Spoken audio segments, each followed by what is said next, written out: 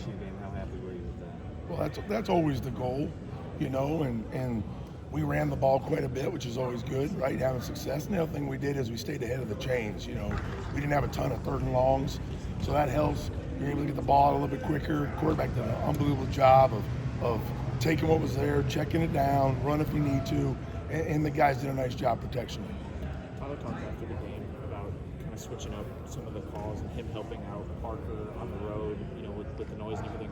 How did you guys adjust for that this week, and how well did they execute that? Yeah, it was. We just kind of wanted to change. There's usually 3 different ways people do their silent cadence. And so the first time we did it with the center. We felt it was better for us to have the center's eyes up and let the guard look, and so we made that switch, and it went pretty smooth. How does that change things for the other guys in the O-line when you have Jalen going on the clap versus listening? Well, it's again, somebody's eyes are going to be looking forward, so that's one, right? So that's the other thing. The other thing is the tackles, they're not always going to hear it, right? So they have to see it, so sometimes they're going to be later off the ball, right? So we have to do a good job of being able to peripherally, I hate when, some people do it, they look at the ball, but I always hate to have my tackle not seeing something out there. So no matter what, however you do it, somebody is not going to have their eyes up, so there's a trust factor that whoever does have their eyes can talk to me. If you're the center and your head's down and they change the front, the guard's got to tell them, right? So now Book's looking down and the center's looking up. If they change the front, we got to change our calls. We got to make sure he knows that. So, and then there's all kinds of different nuances to how we do it. So it's just a matter of working against the guard tap in the center for the snap. Is there ever a worry that the defense can get the timing down and tee off a little bit? Well, that's why you got to switch it up. Yeah.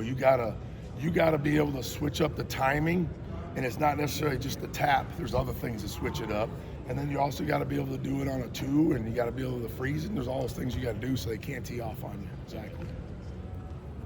Caden was talking yesterday about how one of the goals was straining to finish. What is that like from your perspective, and how are you preparing in practice to be able to accomplish that? And that's always our goal, right? And so you're always challenging them to strain. There's a difference between leaning on somebody and doing my job and straining to finish. It's amazing how many runs, if somebody just gets one more step down, there's enough crease for that back. And that just comes from being in shape, and it comes from training. Just you got to work that way every day, right? And they got a great example in front of them with Tyler Booker, who does it every day. So that you can't ask for more than that. It's not just a coach saying that, somebody else is doing it in the room. So we got other guys that do it as well, but he always sticks out to me. And so, that's the expectation. You mentioned Tyler setting an example. How has he just kind of grown, maybe vocally as well as a leader for your unit this year? Yeah, he's really been good. I always feel like, some teams I've been on, I have guys that talk, and sometimes it's too much, and the guys start to drain it out a little. That's not the case with him at all. He's always on point. He challenges his teammates when it needs to happen. Everybody in this building respects the heck out of him because of what he does and who he is. And again, there's nothing stronger than the players talking. As coaches, they're expecting us to correct them and push them out. But when you got your peers pushing you, it's impactful. You talk about Caden Proctor.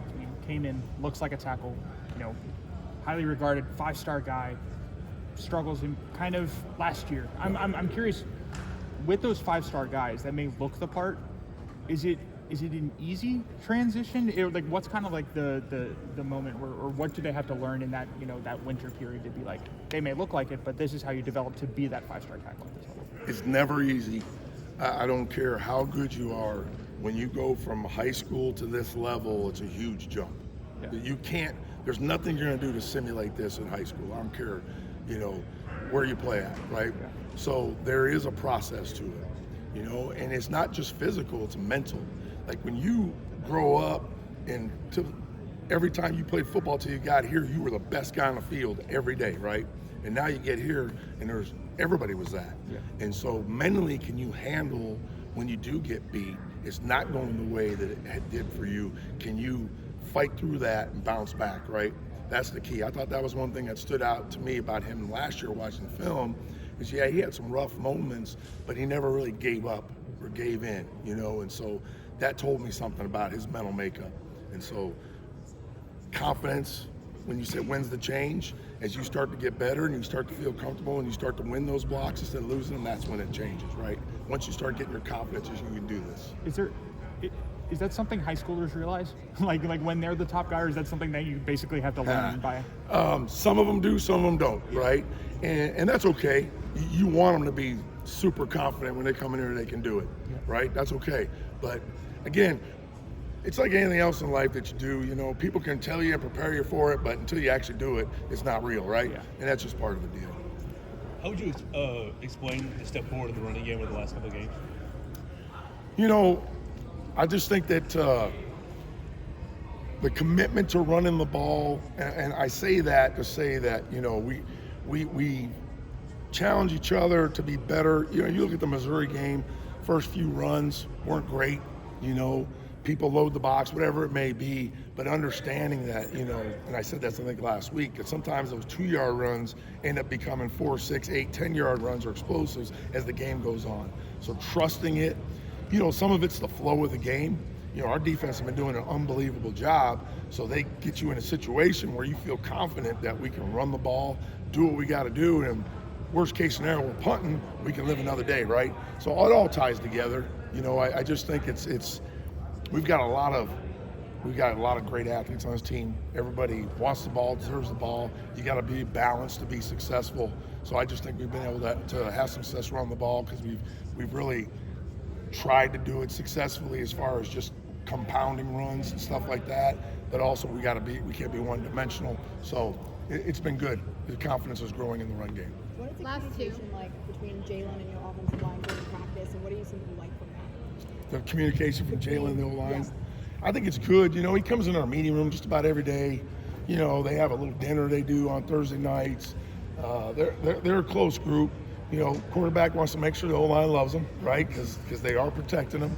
And I think when the O-line loves and respects the quarterback, it just means a little more. And so there's a good relationship there. You know, I have a great relationship as well, you know, and it's important. You know, the quarterback's got to know that he can trust us, right? And I think that's a big deal for him to be back there having trust and not scared for his life. I know the offensive line has a tradition. They're always the first on the field. They do that lap. What did you learn about that when you came in, and do you like that they do that to kind of get centered? That's their routine. You know, I don't really mess with those guys. Like when we get over to the stadium, we've already done all our meetings and talks, and you know, up until pregame, whatever routine is good for them, and that's what they've done, and they feel good about it. So I don't mess with it. That's their deal, and it's working out pretty well. Thank you. All right.